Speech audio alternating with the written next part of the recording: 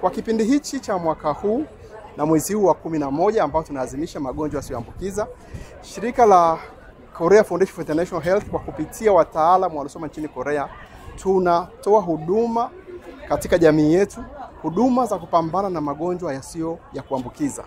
Na tutajiuliza kwa nini tumeamua kutoa huduma hizi hapa jijini Dodoma.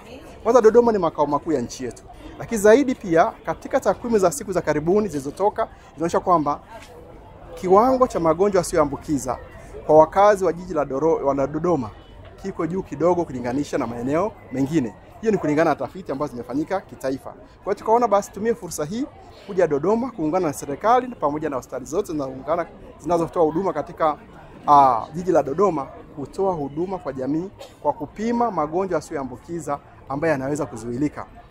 Tunapima kuhakikisha kwamba kama kuna mtu ana ugonjwa usioambukiza kama shinikizo la damu, ana tatizo la sukari, ana tatizo la saratani ya shingo ya mji wa mimba, ana tatizo la saratani ya tezi dume, ana tatizo la saratani ya matiti, anapata fursa ya kugundulika mapema na kuunganishwa na hospitali zetu kama hospitali ya rufaa ya mkoa ya Dodoma hapa, kuna hospitali ya Benjamin Mkapa na hospitali nyingine nyingi hapa Dodoma, wanaunganishwa kule kuendelea na matibabu kuhakikisha kwamba hawapati madhara, kwa sababu ukigundulika mapema, ukaanza matibabu mapema, nafasi ya kuendelea kuishi vizuri na kupunguza nafasi ya kupata changamoto zinazotokana na kuwa na wagonjwa haya kwa muda mrefu kama vile figo kushindwa kufanya kazi yanapungua.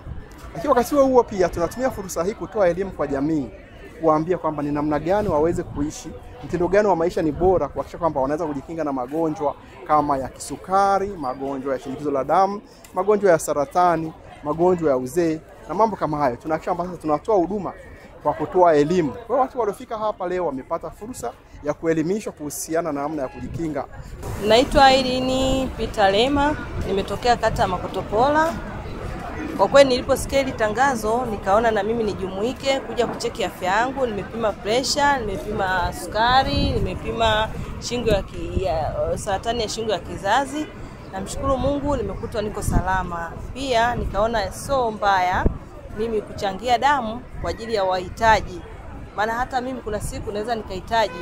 Kwa hiyo nikaona acha niingie kuchangia damu. Namshukuru Mwenyezi Mungu nimeweza kuchangia damu. Kwa hiyo mambo yote yameenda vizuri. Tunashukuru Mungu. Wito kwa kuwa bado kuna siku kama 3. Tunawakaribisha sana. Kuanzia kuna waliochelewa leo, basi tunawakaribisha mje hata kesho mpaka na kesho kutwa pia. Mwisho na hisi itakuwa ni tarehe 14. Mje mchekiwe afya zenu, mpime sukari, mpime vipimo vingine vyote na magonjwa ambayo mtahitaji kupima, mtapimwa hapa na pia kuchangia damu kwa wahitaji. Hilo ni jambo litakuwa jema zaidi. Leo tarehe 12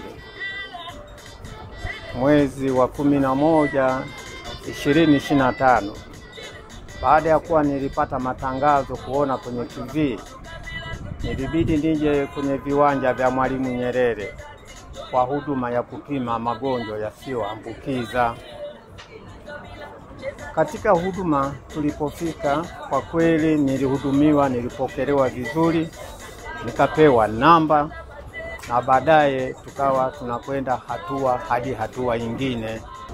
Tumeendelea kupimwa na wenzangu wakiwa tuko mbalimbali, lakini katika kipimo changu mimi nimepima, nimetokeza na ukaniambia niko katika hali nzuri mno. Sina pressure, sina sindikizo la damu, sina saratani na sina magonjwa yote ya kuambukiza. Wataalamu wamenishauri niendelee kuwa hivyo, na wakaniuliza, wewe kwa umri ulionao kitu gani kilichokusababisha? Nikaambia mimi ni mkulima, ninafanya kazi ngumu. Kutokana na kazi ngumu ndio maana viashiria vya aina hiyo sina. Kwa hiyo nikabaki na shukuru, na wenyewe wakasema tunakutakia uende salama na uzingatie masharti haya. Ndivyo ilivyokuwa. Na washukuru kwa ushauri nilionao. Naomba serikali ijaribu kila mwaka kuwepo na kitu kama hiki cha kupima afya za wananchi wao, wajue wapo katika hali yake.